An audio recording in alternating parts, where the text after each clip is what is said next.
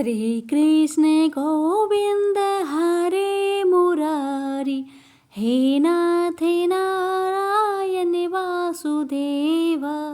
हरे कृष्णा। आप सभी भक्तों का दिन शुभ और मंगलमय हो। भक्तों, आज के इस वीडियो में आप सभी सुनेंगे निर्जला एकादशी की व्रत कथा। लेकिन भक्तों, इस पुण्य कथा को शुरू करने से पहले आइए एक ऐसे भक्त की कथा सुनते हैं जो सच्चे हृदय से भगवान की भक्ति करता है। यह कथा केवल कथा नहीं, यह प्रेम की शक्ति है, आस्था की अनुभूति है। इसे सुनकर आपके हृदय में भगवान के प्रति और गहरा प्रेम जागेगा, दुख दूर होंगे और मनवांछित फल की प्राप्ति निश्चित होगी। क्योंकि जहाँ प्रेम होता है वहाँ भगवान स्वयं प्रकट हो जाते हैं। तो आइए सुनते हैं भक्त और भगवान की यह अनुपम कथा। बहुत समय पहले की बात है। एक गांव में एक गरीब ब्राह्मण रहता था। उसके पास ना तो धन था, ना परिवार था, ना कोई सहारा। लेकिन उसके पास एक चीज थी, अटूट भक्ति। हर दिन वह सुबह उठकर गंगा जल से स्नान करता, तुलसी दल चढ़ाता और श्री कृष्ण का नाम जाप करता। एक बार निर्जला एकादशी आई। उस दिन गर्मी बहुत तेज थी, चारों ओर लू चल रही थी, सूर्यदेव अग्नि बरसा रहे थे। लेकिन उस ब्राह्मण ने प्रण किया, हे प्रभु, आज मैं बिना जल के व्रत करूँगा, चाहे शरीर कितना भी थक जाए, पर मैं आपको अपने प्रेम से तृप्त करूँगा। भक्तों, इसी तरह पूरा दिन बीत गया। शरीर काँप रहा था, आंखों के सामने अंधेरा छा रहा था। शाम को वह एक वृक्ष के नीचे बैठकर यही नाम कीर्तन करते करते बेहोश हो गया। भक्तों, उसी रात श्री कृष्ण भगवान स्वयं उसके सपने में आए। चमकते हुए सौम्य मुस्कान लिए उन्होंने कहा, वत्स, मैं तेरी भक्ति से अति प्रसन्न हूँ। तूने आज जो निर्जला एकादशी का व्रत किया है वह सहस्त्र एकादशियों के बराबर है। जो बड़े बड़े ऋषि मुनि तप करके नहीं पा सके, वह पुण्य आज तूने प्रेम से पा लिया। जब ब्राह्मण की आंखें खुली तो उसके सामने चमत्कार था। उसके पास अन्न, वस्त्र, जल और गहनों से भरी एक पोटली थी। लोगों ने बताया कि एक सुंदर युवक आया था जिसने यह सब देकर चला गया। ब्राह्मण समझ गया, यह मेरे कान्हा ही आए थे।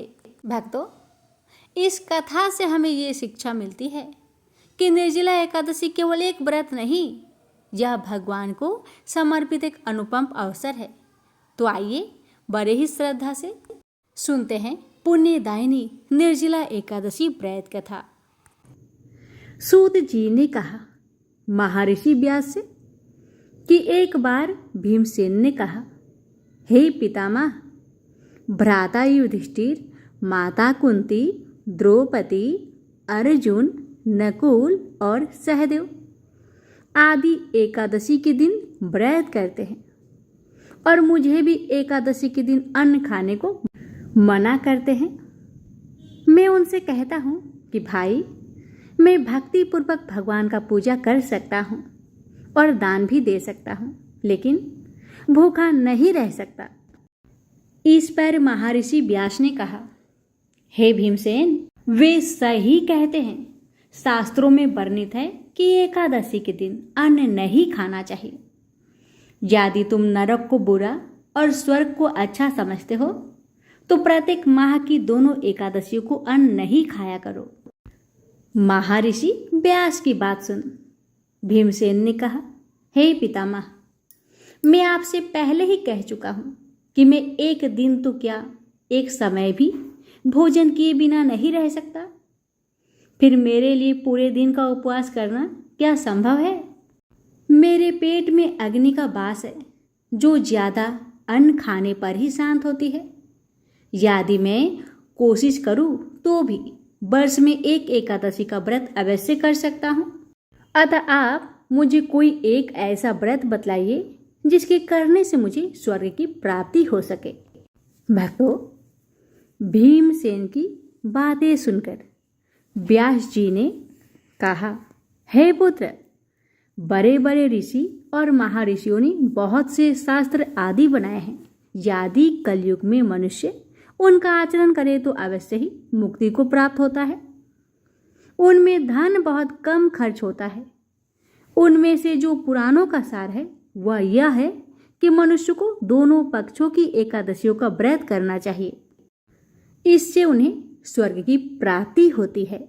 भक्तों, महर्षि व्यास ने कहा, हे वायुपुत्र, वृषभ संक्रांति और मिथुन संक्रांति के बीच में ज्येष्ठ माह की शुक्ला पक्ष की एकादशी आती है। उसका निर्जल व्रत करना चाहिए। इस एकादशी के व्रत में स्नान और आचमन करते समय यदि मुख में जल चला जाए तो इसका कोई दोष नहीं है, किंतु आचमन में 6 माह से जल से अधिक जल नहीं लेना चाहिए। इस आचमन से शरीर की शुद्धि हो जाती है। आचमन में 6 मासे से अधिक जल मद्यपान के समान है। इस दिन भोजन नहीं करना चाहिए। भोजन करने से व्रत का नाश हो जाता है। सूर्योदय से सूर्यास्त तक यदि मनुष्य जलपान ना करे तो उससे 12 एकादशियों के फल की प्राप्ति होती है।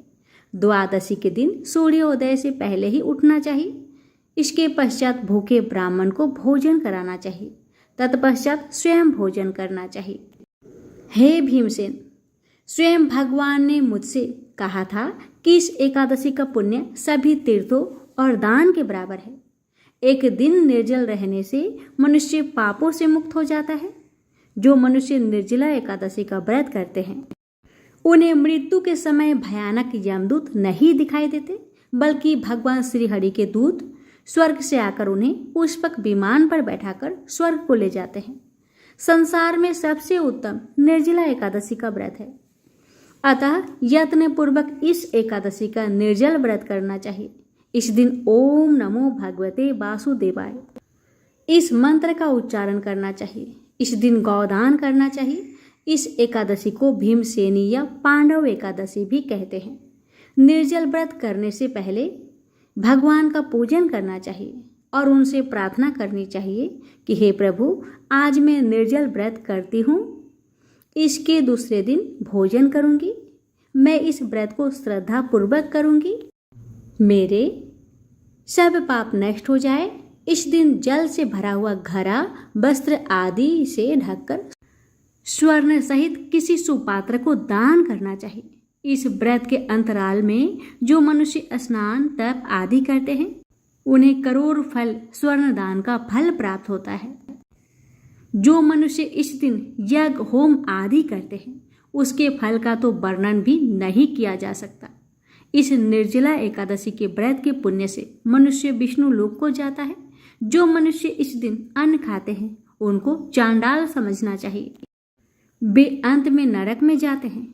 ब्रह्म हत्यारे, मद्यपान करने वाले, चोरी करने वाले, गुरु से ईर्ष्या करने वाले, झूठ बोलने वाले भी इस व्रत को करने से स्वर्ग के भागी बन जाते हैं। प्रेम से बोलिए हरे कृष्णा। एकादशी माता की कथा। प्रेम से बोलिए एकादशी माता की जय। भक्तों, बहुत समय पहले की बात है। यह बात उस समय की है कि एक युवक, उस युवक का नाम था जाट। उसका नया नया विवाह हुआ था और पत्नी मायके गई हुई थी। जाट अपनी पत्नी को लेने पहली बार ससुराल जा रहा था। नए नए वस्त्र पहने, मन में उल्लास भरा था। चेहरा पर बहुत ही खुशी दमक रहा था। तभी रास्ते में उसकी नज़र एक तालाब की ओर गई, जहाँ पर एक गाय माता कीचड़ में फंसी हुई थी। तो वह गाय माता पानी पीने के लिए तालाब में तो उतर गई थी, लेकिन दुर्भाग्य वह बाहर नहीं निकल पा रही थी, क्योंकि पानी में बहुत कीचड़ था, बहुत दलदल था। तभी उस गाय माता की नज़र उस युवक यानी जाट पर पड़ा, तो गाय माता ने उस जाट को पुकारा, बेटा, ओ बेटा, मेरी मदद करो, मैं दलदल में फंस गई हूँ, निकल नहीं पा रही हूँ, मुझे निकालो। तब जाट ने उस गाय की ओर देखा और कहा, मुझे माफ करना माता, मैंने नए कपड़े पहने हैं और मैं ससुराल जा रहा हूँ। अगर मैं कीचड़ में उतरा तुम्हें बचाने को तो मेरा सब कपड़ा गंदा हो जाएगा, इसलिए तुम किसी और से मदद मांग लेना। यह सुनकर गाय माता की आंखें नम हो गई। उन्होंने आहत होकर कहा, तू मेरा तिरस्कार कर रहा है, इसलिए तुम 8 पहर के बाद स्वयं गधे में बदल जाओगे। यह सुनकर युवक के चेहरे का रंग उड़ गया। वह जाट घबरा गया और तुरंत गाय से क्षमा मांगने लगा, पर तब तक बहुत देर हो गई थी। गाय माता धीरे धीरे कीचड़ में समा गई। अब जाट बड़े ही भारी मन से, दुखी मन से अपने ससुराल पहुंचा। वहां सबने उसने रोकने का आग्रह किया, कम से कम 1 रात तो रुक जाओ, लेकिन दामाद जीत पर अड़ा रहा। तब जाट की पत्नी ने कहा, जब सब इतना जिद कर रहे हैं एक दिन रुकने के लिए, रुक तो जाइए, क्या बात है जो आप रुकने को नाम नहीं ले रहे हैं। तब जाट ने अपनी पत्नी को एक अलग कमरे में ले जाकर सारी बात बताई कि गाय माता ने कैसे उसे श्राप दिया, सारी घटना सुना डाली। पत्नी ने भी बिना कोई देरी किए उसी समय उसके साथ विदा ले ली। ठीक 8 पहर के बाद जाट सचमुच एक गधे में बदल गया। अब वह न घर का रहा न घाट का। कुछ दिनों में घर की हालत भी बिगड़ने लगी। अन्न जल तक की तंगी आ गई। पत्नी ने अपने पति को साथ लिया और नगर के राजा के यहाँ मजदूरी करने चली गई। वहां पर पत्नी बोझा उठाने की काम करती थी और बोझा पत्नी खुद ही उठाती थी। लोगों ने पूछा, बहन तुम्हारे पास तो गधा है, फिर तुम बोझ क्यों उठाती हो, इस गधे पर क्यों नहीं रखती। बेचारी पत्नी चुप रही। पर राजा ने एक दिन जब यह दृश्य देखा तो उसकी पत्नी को बुलाकर सवाल किया कि बहन तुम सारा बोझा खुद क्यों उठाती हो, इस गधे पर क्यों नहीं रखती। तो पत्नी ने बड़े दुखी मन से कहा, हे महाराज, यह गधा नहीं है, यह गधा नहीं है, ये तो मेरे पति है। इन्हें गाय माता का श्राप लगा है, इसलिए ये गधा बन चुके हैं। यह सुनकर राजा बड़े आश्चर्य में पड़ गए। उन्होंने तत्काल विद्वानों और पंडितों को बुलाया और सारी कहानी बता डाली।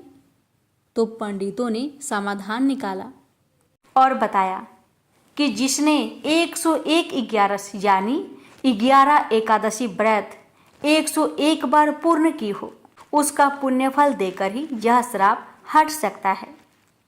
भक्तों, यह जानकर राजा ने पूरे नगर में मुनादी करवाई, लेकिन किसी ने भी इतना व्रत नहीं किए थे। कुछ दिनों बाद एक बूढ़ी महिला मिली जिसने 101 11 पूर्ण कर ली थी। राजा ने उससे पुण्य देने को कहा तो वृद्धा बोली, मैं 1 11 अपने मोक्ष के लिए रखूंगी, बाकी 100 11 का फल इसे दे सकती हूँ। भक्तों, तभी उस वृद्ध महिला ने विष्णु भगवान का ध्यान करके अपना 11 का पुण्य उस जाट को दिया। तो जाट अपनी असली रूप में लौट आया, परंतु उसके शरीर पर अब भी एक गधे की पूंछ बची रह गई, क्योंकि 1 11 अधूरी रह गई थी।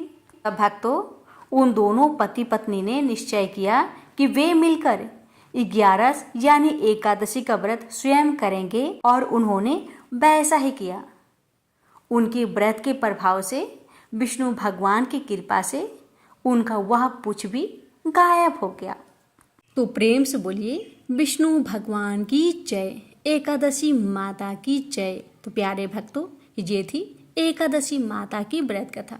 एक ऐसी कथा जो त्याग, तपस्या और श्रद्धा की महिमा को उजागर करती है। भक्तों, इस प्रकार एकादशी माता की महिमा अपार है। जो भी श्रद्धा से यह कथा सुनता है उसे विष्णु लोक की प्राप्ति होती है। प्रेम से बोलिए एकादशी माता की जय। एक बार भृगु ऋषि ने जानना चाहा कि ब्रह्मा, विष्णु और महेश में कौन सबसे श्रेष्ठ है। वह बारी बारी से सबके पास गए। ब्रह्मा और महेश ने भृगु को पहचाना तक नहीं, न ही आदर दिया। इसके बाद भृगु विष्णु के यहाँ गए। विष्णु उस समय विश्राम कर रहे थे। लक्ष्मी उनके पैर दबा रही थी। भृगु ने पहुंचते ही कुछ न कहा न सुना और विष्णु की छाती पर पैर से प्रहार कर दिया। लक्ष्मी यह देखकर भौंकचक्की रह गई, किंतु विष्णु ने भृगु का पैर पकड़कर विनीत भाव से कहा, मुनिवर, आपके कोमल पैर में चोट लगी होगी, इसके लिए क्षमा करें। लक्ष्मी को विष्णु की इस नम्रता पर बड़ा क्रोध आया। वे भगवान विष्णु से नाराज होकर भूलोक में आ गई तथा कोल्हापुर में रहने लगी। लक्ष्मी की चले जाने से विष्णु को लगा कि उनका श्री और वैभव ही नष्ट हो गया। उनका मन बड़ा अशांत रहने लगा। लक्ष्मी को ढूंढने के लिए वे श्रीनिवास के नाम से भूलोक में आए।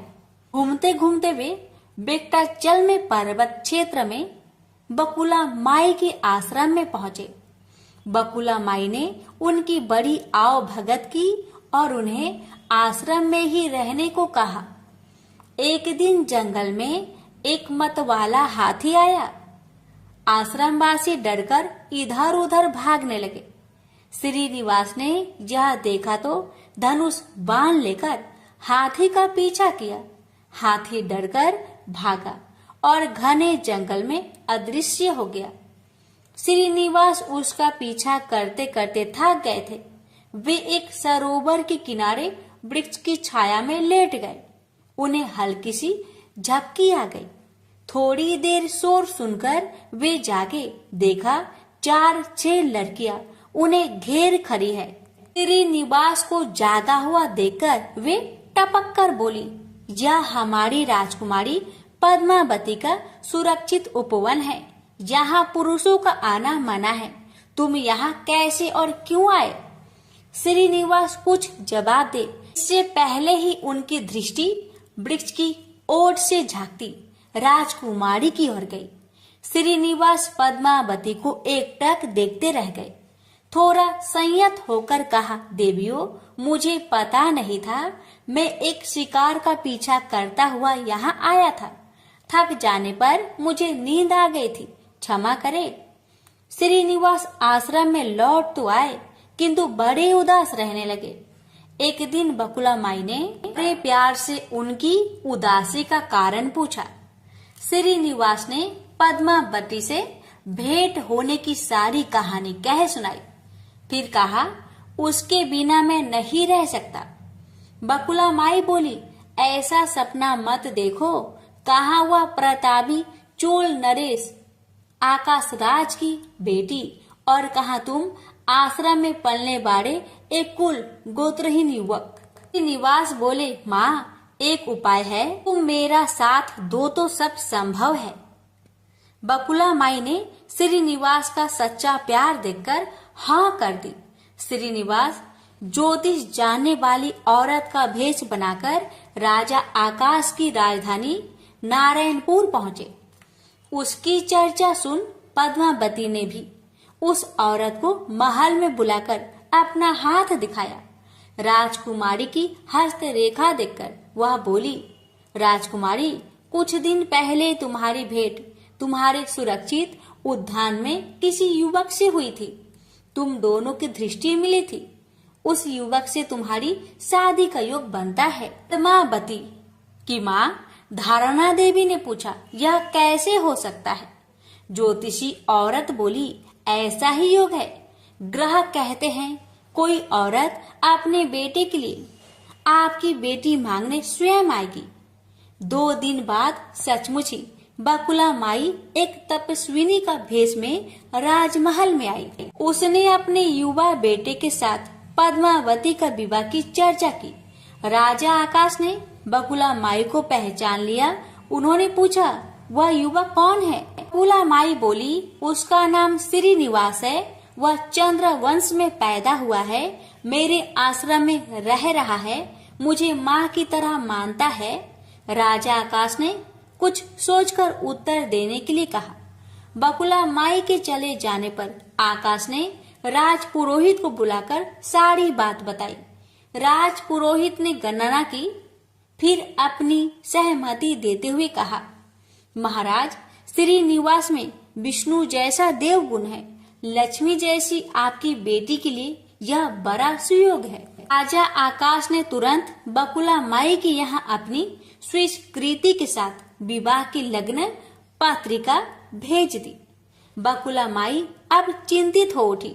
वह श्रीनिवास से बोली, बेटा, अब तक तो विवाह की ही चिंता थी, अब पैसे न होने की चिंता है। मैं वाराह स्वामी के पास जाती हूँ, उनसे पूछती हूँ कि क्या किया जाए। बकुला माई श्रीनिवास को लेकर वराह स्वामी के पास गई और श्रीनिवास के विवाह के लिए धन की समस्या बताई।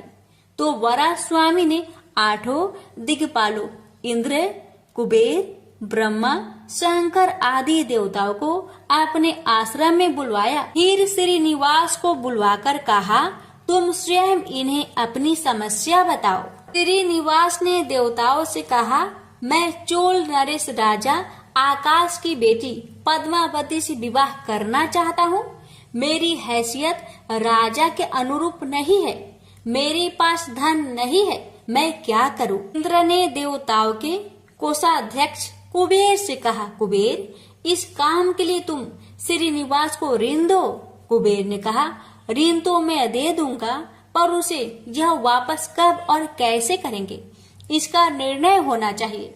श्रीनिवास बोले, इसकी चिंता मत कीजिए, कलयुग के अंत में मैं सब ऋण चुका दूंगा। कुबेर ने स्वीकार कर लिया।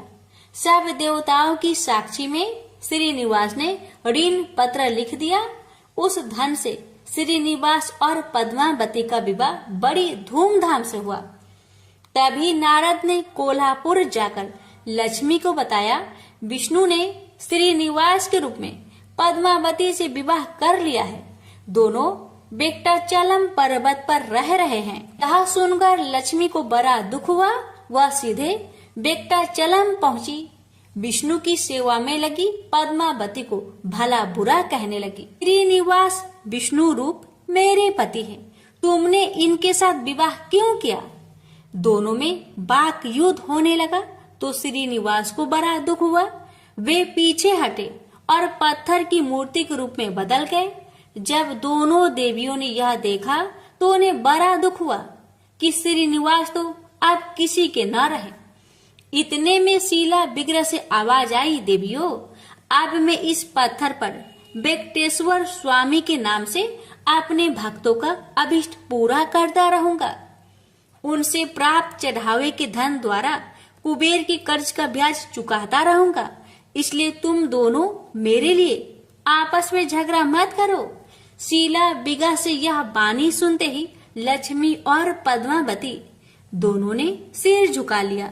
लक्ष्मी कोल्हापुर आकर महालक्ष्मी के रूप में प्रतिष्ठित हो गई और पद्मावती तिरुनाचूर में शीला विग्रह के रूप में स्थित हो गई। आज भी तिरुपति क्षेत्र में तिरुमाला पहाड़ी पर भगवान वेंकटेश्वर स्वामी के दर्शन हेतु भक्त गणों से इसी भाव से शुल्क लिया जाता है।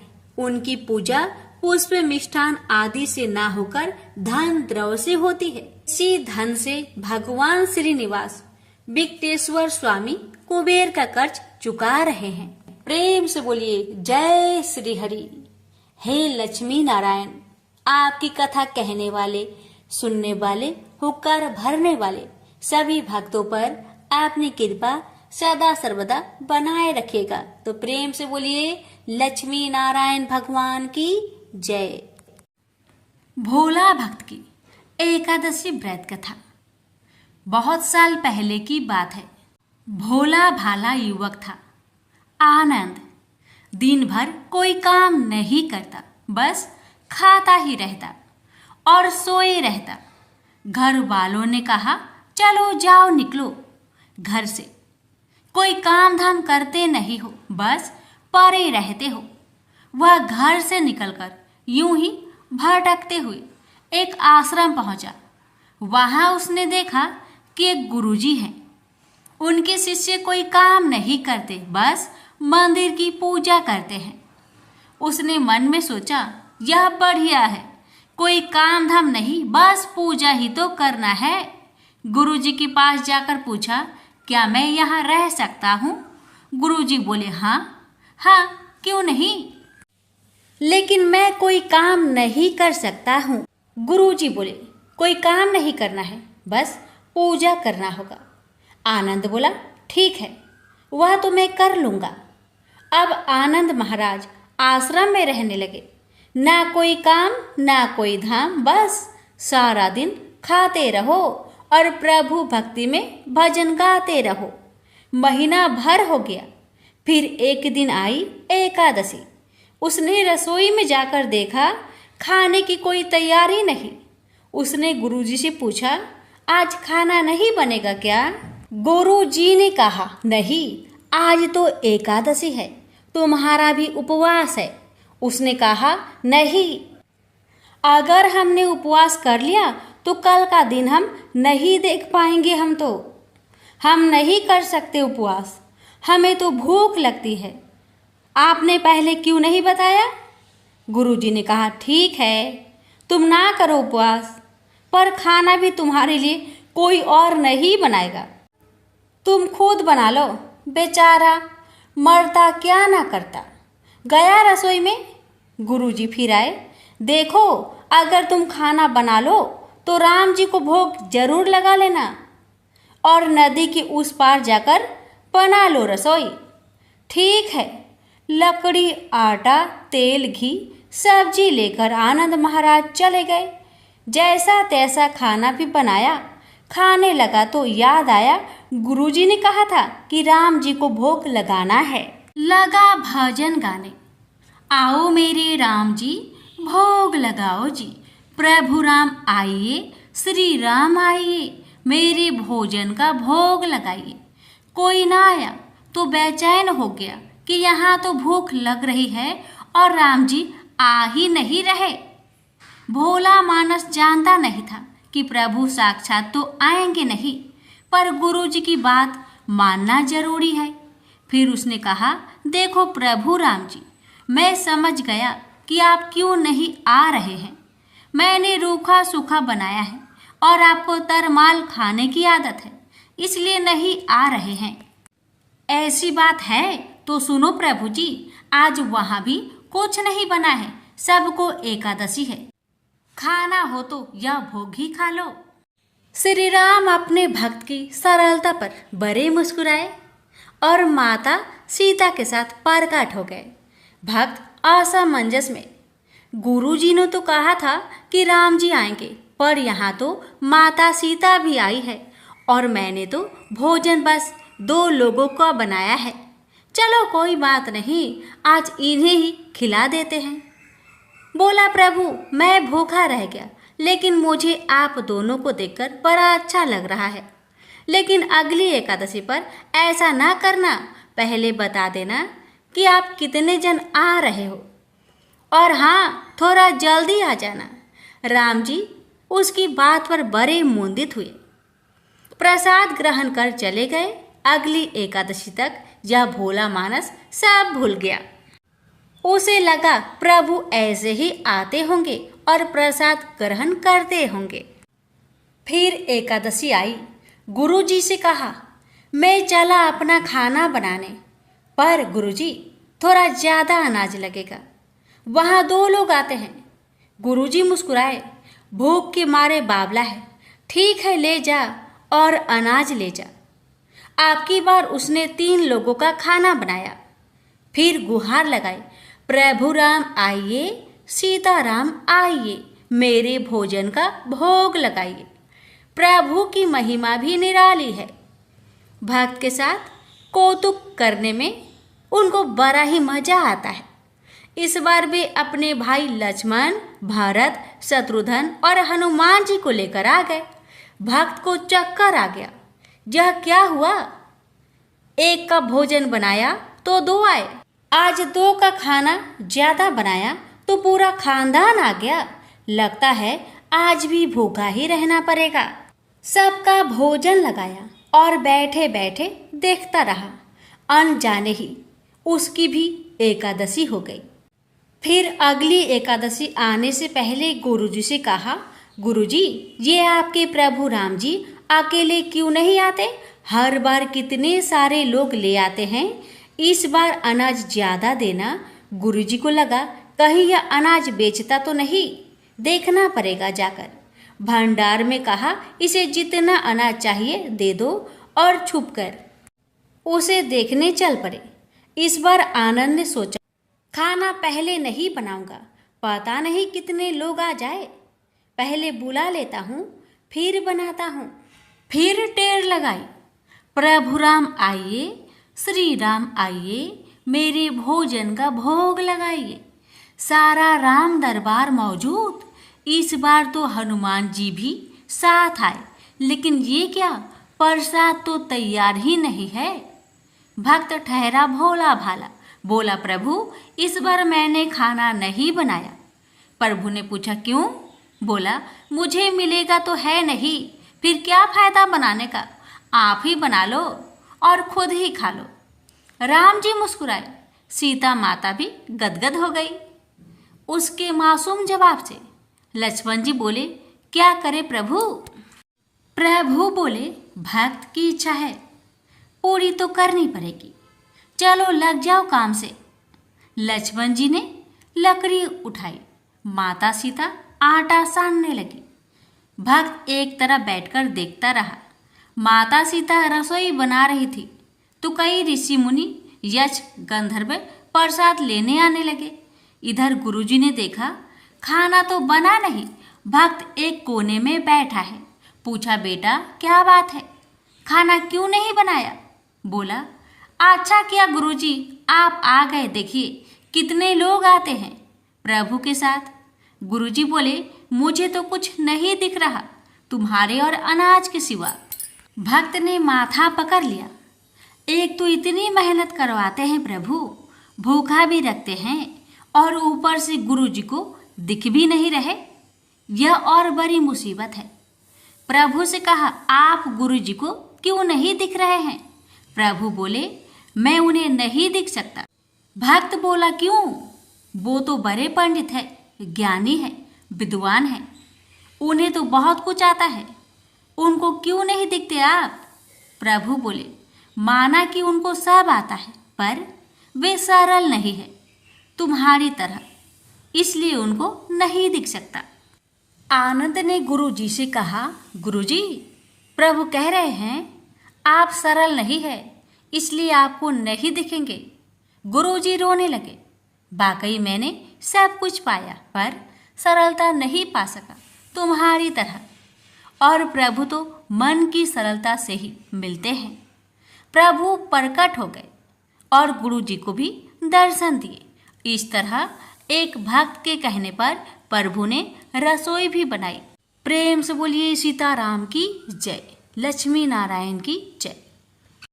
गणेश जी और मालिन की कथा। एक बार एक नगर में एक मालिन रहती थी। उसके पति चल बसे थे। उसका एक 4 साल का पुत्र था। उसकी सास कठोर हृदय की स्त्री थी। वह बहू को बहुत तकलीफ देती थी। एक दिन सास ने बहू और पोते को घर से निकाल दिया।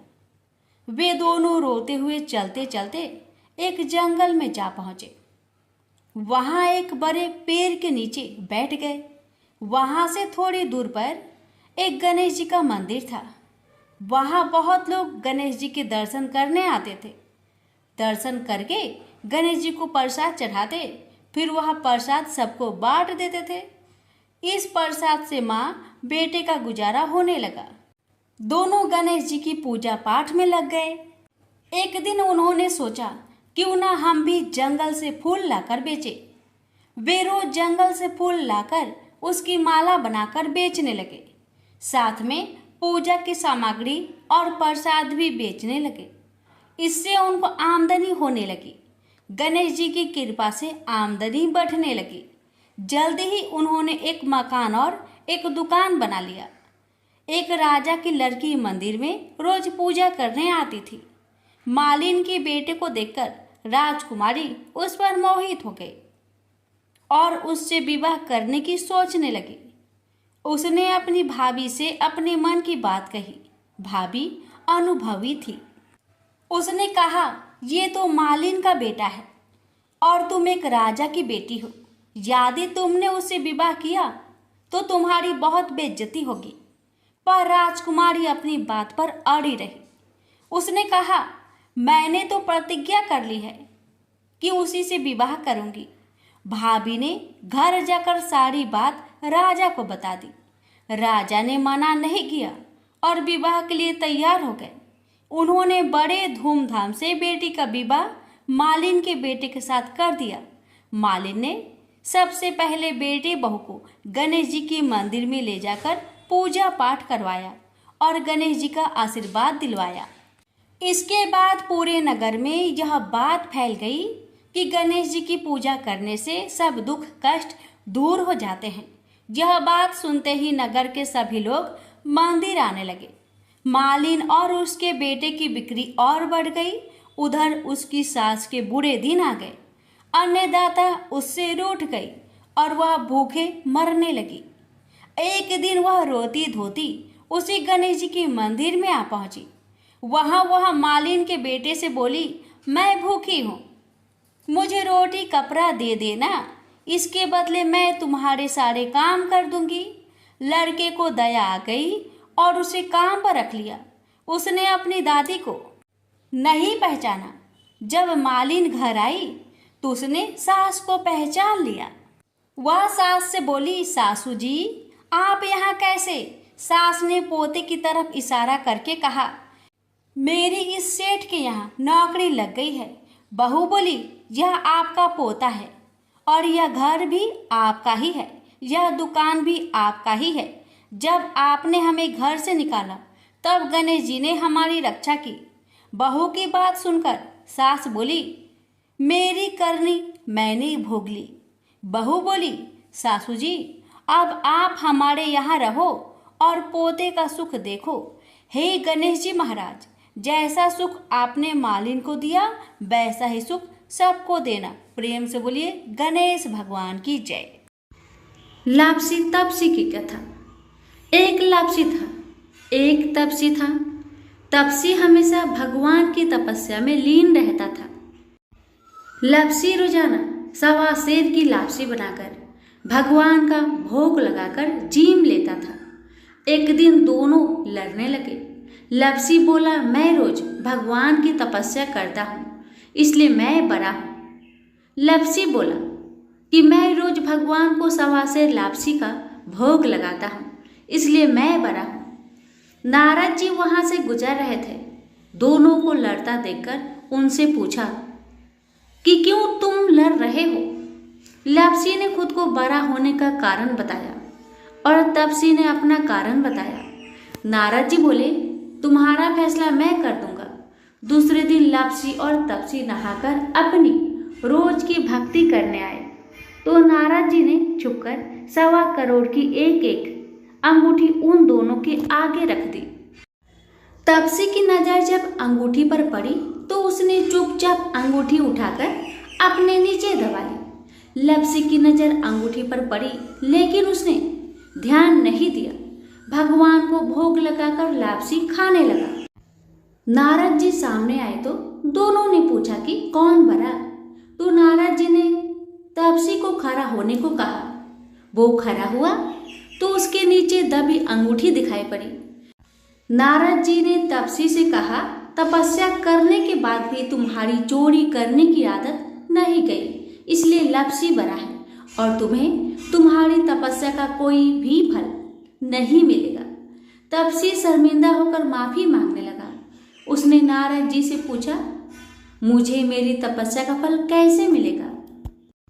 नारद जी ने कहा, यदि कोई गाय और कुत्ते की रोटी नहीं बनाएगा तो फल तुझे मिलेगा। यदि कोई ब्राह्मण को भोजन करवाकर दक्षिणा नहीं देगा तो फल तुझे मिलेगा। यदि कोई साड़ी के साथ ब्लाउज नहीं देगा तो फल तुझे मिलेगा। यदि कोई दिए से दिया जलाएगा तो फल तुझे मिलेगा।